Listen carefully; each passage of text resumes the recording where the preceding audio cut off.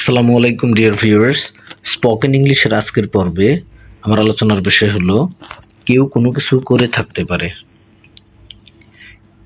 কেউ কোনো কিছু করে থাকতে পারে। এক্ষেত্রে আমাদের স্ট্রাকচারটা জানা খুবই জরুরি। প্রথম হচ্ছে subject plus may have plus principal ভার্বের past participle form plus object. অর্থাৎ হ্যাভের পরে যে আমরা ভার্বটা ব্যবহার করব অবশ্যই সেটার পাস্ট পার্টিসিপল ফর্ম ব্যবহার করতে হবে। আশা করি বুঝতে পেরেছেন। উদাহরণটি লক্ষ্য করুন। ১ নং উদাহরণটি লক্ষ্য করুন। সে কাজটি করে থাকতে পারে। সে হচ্ছে হি, তাহলে he may have done the work. অর্থাৎ হ্যাভের পরে যে ভার্বটা আসবে সেটার অবশ্যই পাস্ট পার্টিসিপল ফর্ম হবে। আশা করি বুঝতে পেরেছেন। ২ নং বাক্যটি লক্ষ্য করুন। সে গানটি গেয়ে থাকতে পারে। তাহলে she may have sung the song. অর্থাৎ হ্যাভের পরে যখনই ভার্ব প্রিন্সিপাল ভার্ব হবে তার পাস্ট পার্টিসিপল ফর্ম, যেমন সিং সিং সাং। আশা করি বুঝতে পেরেছেন। এই উদাহরণটি লক্ষ্য করুন। ৩ নং উদাহরণটি লক্ষ্য করুন। সে কাজটি সম্পন্ন করে থাকতে পারে। তাহলে সে ইংলিশ হচ্ছে হি, তাহলে he may have completed the work. যখনই হ্যাভের পরে যখনই প্রিন্সিপাল ভার্ব হবে তখন কি তার পাস্ট পার্টিসিপল ফর্ম হবে। আশা করি বুঝতে পেরেছেন। ৪ নং উদাহরণটি লক্ষ্য করুন। তারা স্নাতক ডিগ্রি অর্জন করে থাকতে পারে। তারা হচ্ছে দে, তাহলে দে মে হ্যাভ অ্যাচিভড গ্রাজুয়েশন। ৫ নং বাক্যটি লক্ষ্য করুন।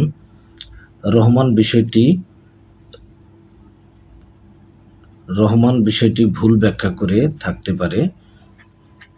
সরি, এখানে রহিম লেখা হয়েছে, আচ্ছা যাই হোক। Rahim may have misinterpreted the matter. আশা করি বুঝতে পেরেছেন। ৬ নং বাক্যটি লক্ষ্য করুন। সে আমাকে অপমান করে থাকতে পারে। আমাকে অপমান করে থাকতে পারে, তাহলে সে আমাকে অপমান করে থাকতে he may have insulted me. ৭ নং বাক্যটি লক্ষ্য করুন। বাবা ঢাকা গিয়ে থাকতে পারে। Father may have gone to Dhaka. ৮ নং বাক্যটি লক্ষ্য করুন। তুমি গাড়িটি চালিয়ে থাকতে পারো। You may have driven the car. ৯ নং বাক্যটি লক্ষ্য করুন। তুমি মোবাইলটা চুরি করে থাকতে পারো। You may have stolen the mobile. ১০ নং বাক্যটি লক্ষ্য করুন। শাবানা তাকে সাহায্য করে থাকতে পারে। Shabana may have helped him. ১১ নং বাক্যটি লক্ষ্য করুন। ছাত্ররা বিষয়টি শিখে থাকতে পারে। ছাত্ররা অনেকগুলো ছাত্র, the students may have learned the topic. ১২ নং বাক্যটি লক্ষ্য করুন। সবাই গোপন বিষয়টি জেনে থাকতে পারে। সবাই, everyone. Everyone may have known the secret matter. ১৩ নং বাক্যটি লক্ষ্য করুন। সরকার দুর্নীতি দমন করে থাকতে পারে।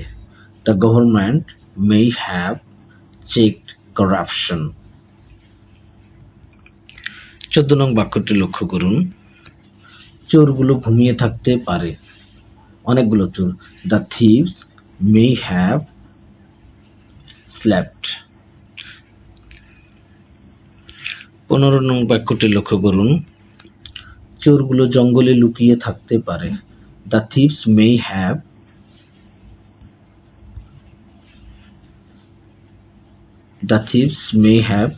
hide or hidden in the jungle.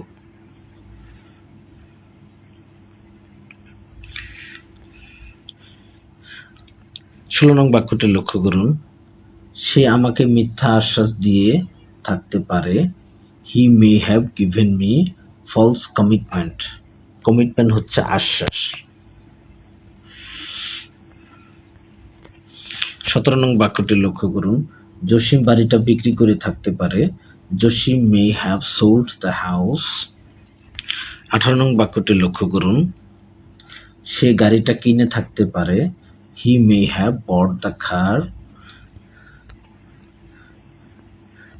19 নং বাক্যটি লক্ষ্য করুন। গ্রামবাসী রাস্তাটি মেরামত করে থাকতে পারে। The villagers may have repaired the road.